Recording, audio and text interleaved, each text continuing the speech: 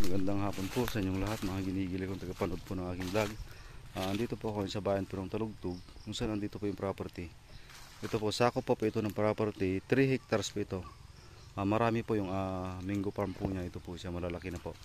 At yan po, may fish pond pong malaki. Ipapakita ko po sa inyo yung bukid po ng property. Settled right of way na po ito. May right of way na po siya. Ito po yung property. Ito po, kalalaki po ng mangga niya. Ayan po yung fish pond. Marami po itong mango farm po niya. Ito po, mango farm with rice field. Ito po, kaganda po ng palay niya. Ito po siya. Hanggang doon po yan yung boundary. Ayan, sako pa po yung manggahan po na yan. Hanggang doon po yan sa may bandang dulo. Papakita ko po. At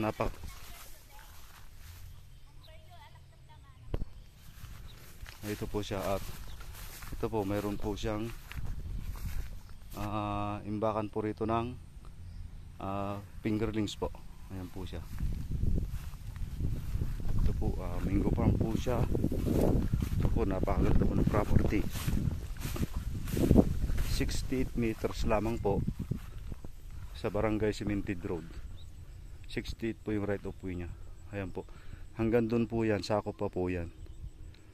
Ayan po. Ayan po yung mango farm po niya. Ito po yung property. Napakaganda po nitong property. Ito po siya. Ito po yung mga mango farm po niya. May creek po sa bandang baba. Kaya napakaganda po rito mag-alaga ng mga pwedeng mag-alaga ng baboy o kahit mga 10 kwan lang po siguro. Ito po yung mango farm po niya. Kalalaki po ng mango farm, ng mango trees po niya. Ito po yung property. Overlooking po ito. At ito po, iwas stress po. Malamig po yung malamig po rito sa mismong property. Ito po siya. Ayan po, kalalaki po ng mangga. Income generated na po ito. Ayan po, sakop pa po hanggang dun. Ayan po, sakop pa po yung mga yan. Ayan po yung boundary sa may mahogany. Ayan, sakop pa po yan. May kubo po itong property. Papakita ko po mamaya. Ipapasilip ko lang po yung ibang part po ng rice field po niya. Ito po siya. Ito po yung mango trees po niya. Ayan po, napakadaming kawayan po na sakop. Ito po siya. Ayan po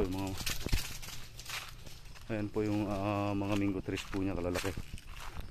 Ito po. May deep well na rin dito sa property. Ito po yung deep well niya. Pagkita ko po.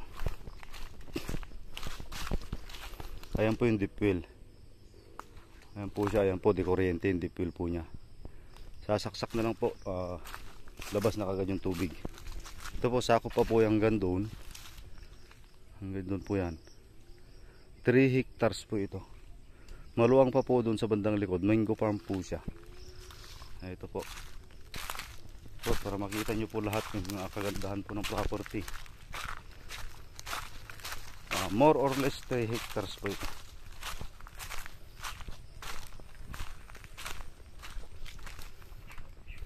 Ito po yung property. Ayan po, napakaganda po. Kalalaki po ng mango trees po niya.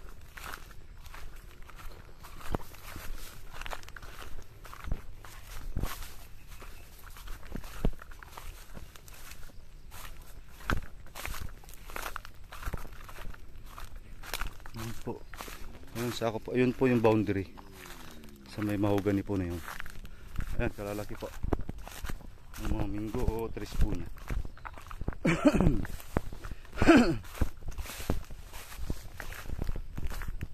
Ayan na po yung boundary. Ayan po yung boundary. Hanggang dun po yan. Ito po, napakaganda po ng property. Ayan po, sako pa po yung manggahan na yan. Ayan po yung kubo. Napakaganda po nitong property, mga ma'am, mga sir. Okay, panoorin nyo pong mabuti. At napakalamig po ng klima rito. 68 meters right of way po hanggang Barangay Cemented Road po na Tulin. Ayan po, dito po napakaganda magtayo po ng bahay. Kalamig po. Ayan po, napakaraming kapitbahay na po dyan. Ayan po. Ayan, sakop po lahat itong manggahan na to. Hanggang doon po yan, puro manggahan po yan. 3 hectares po ito. Ayan po siya. Ayan po, 3 hectares po siya. Okay, panoorin nyo na lang po sa aking YouTube channel, Kuya Freddy Lot Vlog po. Maraming salamat po mga sir. Ayan po yung Barangay Cemented Road po. God bless po.